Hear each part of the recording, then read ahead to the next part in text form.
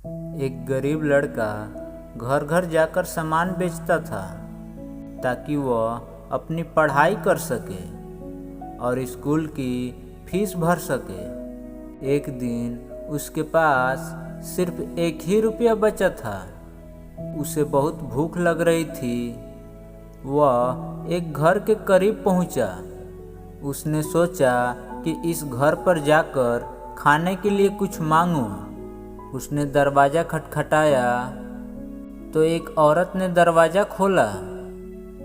जब औरत ने उस लड़के की तरफ देखा तो वह समझ गई कि यह बहुत भूखा है।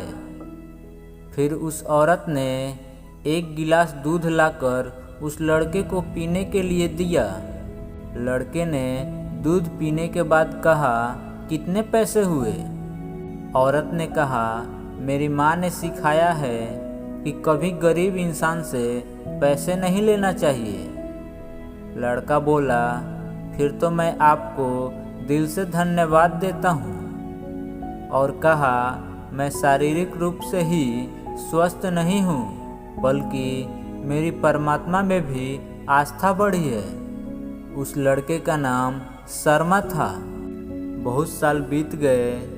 एक दिन उस औरत की तबीयत बिगड़ गई। स्थानीय डॉक्टर भी उसकी मदद नहीं कर पाए, इसलिए उन्होंने उसे बाहर शहर में भेज दिया ताकि उसकी बीमारी का सही ढंग से इलाज हो सके।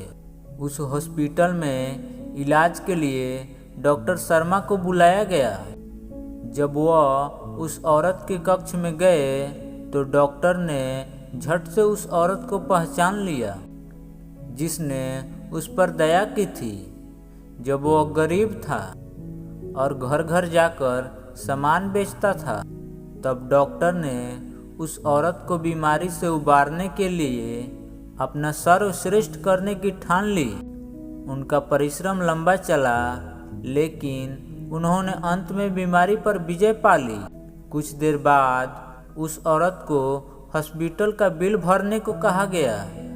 वह औरत चिंतित हुई क्योंकि उसके पास बिल चुकाने के लिए इतने पैसे नहीं थे।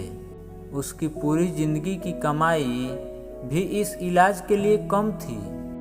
अंत में जब महिला ने बिल को ठीक से देखा तो उसने कुछ शब्दों को पढ़ा जो कि बिल के एक तरफ लिखे थे।